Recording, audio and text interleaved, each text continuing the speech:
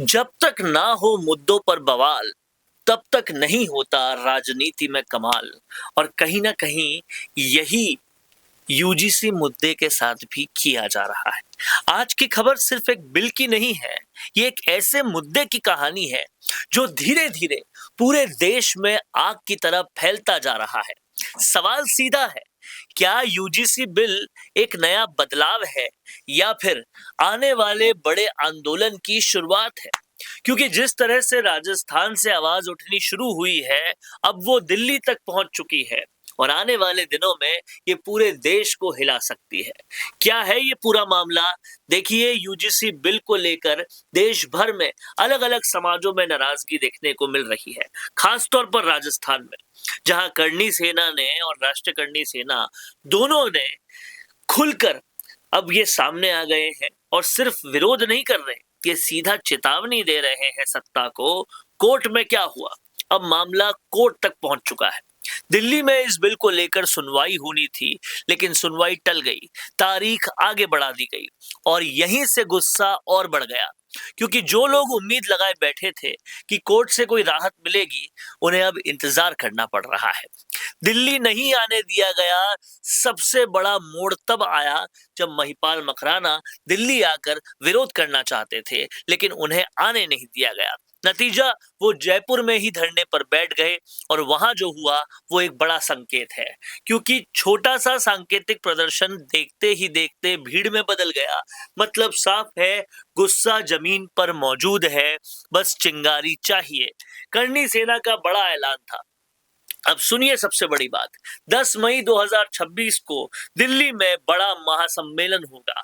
ये सिर्फ एक प्रोटेस्ट नहीं होगा, इसे महाकुंभ कहा जा रहा है, जहां लाखों लोग जुटने की तैयारी कर रहे हैं। और सिर्फ दिल्ली ही नहीं, पूरे देश में जिला स्तर पर मीटिंग्स, पंचायतें और प्रेस कॉन्फ्रेंस की तैयारी चल रही है। यानी पूरी स्ट्रेटेजी तैयार है। 22 मार्च एमपी घेराव का प्लान, और इससे पहले एक और बड़ा कदम, 22 मार्च सुबह 9 से 10 बजे पूरे देश में जो एमपीज हैं उनके घेराव किए जाएंगे, चाहे वो किसी भी पार्टी का हो। हर एक को काले झंडे दिखाने की तैयारी है। अब ये सीधा सीधा पॉलिटिकल प्रेशर बनाने की स्ट्रेटजी है। सरकार के लिए मुश्किलें क्यों बढ़ रही है? अब आप सोचिए, एक तरफ कोर्ट में मामला लंबित है, दूसरी तरफ सड़कों पर गुस्सा है और तीसरी तरफ पॉलिटिकल प्रेशर है। सरकार के लिए ये सिचुएशन आसान नहीं है, क्योंकि अगर फैसला नहीं लिया गया तो ये आंदोलन और भी ज्यादा बड़ा हो सकता है। राजस्थान से पूरे देश तक जा सकता है। ये सिर्फ राजस्थान तक सीमित नहीं रहेगा। देश के अलग अलग राज्यों में भी इस बिल को लेकर बहुत नाराजगी दिखाई दे रही है, लेकिन अभी तक वो खुलकर सामने नहीं आ रही थी। और अगर एक बार ये गुस्सा सड़कों पर उतर गया तो हालात पूरी तरह से बदल जाएंगे। आखिरी सवाल, अब सबसे बड़ा सवाल, क्या सरकार इस बिल पर पीछे हटेगी या फिर आंदोलन और बड़ा होगा? क्या ये सिर्फ विरोध है या आने वाले समय में एक राजनीतिक मुद्दा भी बनने वाला है? ये मुद्दा सिर्फ एक बिल का नहीं, ये लोगों की सोच, हक और भविष्य से जुड़ा मामला बनता जा रहा है। और आने वाले कुछ दिन इस पूरे मामले की वो दिशा तय करेंगे। आप क्या सोचते हैं इस मुद्दे पर?